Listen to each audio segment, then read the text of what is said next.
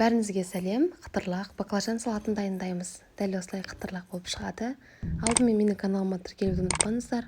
Алдағы уақытта тегін рецепттермен бөлісетін боламын. Қазірге дейін бәріне ұнады, сізге де ұнайтыны анық, әрі тез дайын болады. Ең алдымен баклажандарымызды осылай сыртын жұқалап ашып аламыз.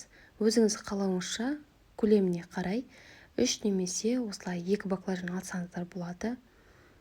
Үлкен баклажан болса, біреуін аласыз, немесе кішкентай болса, екеуін алсаңыздар болады. Осылай кесіп, үлкен етіп, 4 бұрышты етіп, барлығын турап шығамыз. Уақытыңызды алмайтын өте дәмді салат. Барлығын турап болғаннан кейін, енді бөлек ыдысымызға салып аламыз. Келесі салат қоспаларымызды дайындаймыз. Мен осында черри қызанағын алдым, және петрушка немесе кинза қоссаңыздар болады, және бір дана сарымсақ, кукурузный крахмал қосамыз. Қызанағымызды турап алайық. Осында кішкентай түрлерін қолдансаңыздар болады, немесе жоқ болса, үлкенде қоса берсек болады. Осындай үлкендеу етіп барлығын турап аламыз.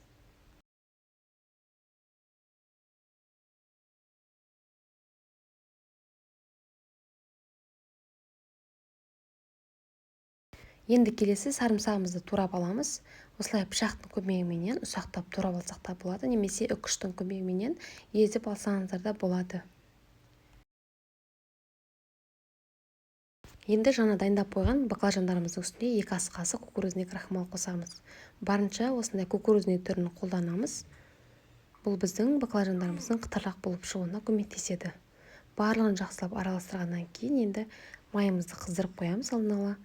Қызып тұрған майға 2-ге бөліп, осылай барлығын қызарғанша қуырып аламыз.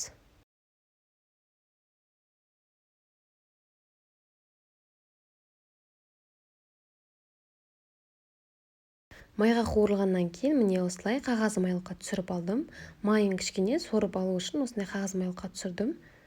Келесі кезекте салатымызды жинаймыз. Тарелкамызға осылай баклажанды қойып аламыз бірінші. Үстіне қызанағымызды қоямыз. Рет-ретіменен баклажан, содан кейін қызанағымызды қойып, үстіне петрушкамызды осылай саламыз. Содан кейін сарымсағымызды салып, осылай кезекпен кезек тұз салуды ұмытпаңыздар. Дәміне қарай тұз салып, енді үстіне тағы да баклажандарымызды қойып шықтық. Қалауыңыз бойынша үстіне творожный сыр қоссаңыздар болады. Мен қосқан жоқпын. Енді соңғысында тағы қызанақтарымызды салдық үстіне. Тағы да міне петрушкамызды үстіне қойып, енді үстіне лимон соғын біраз қасық құятын боламыз. Біраз қасық құйдық, міне дайын болды қыздар. Міндетті түрде жасап көріңіздер. Бәріңізге ұнайды, әрі өте жеңіл салат, уақытыңызды да алмайды. Каналыма тіркелуді ұмытпаңыздар, және жанындағы қоңырау батырмасын басып қойсаңыз, менің әрбір салған видеоларым сізге бірінші болып баратын болады.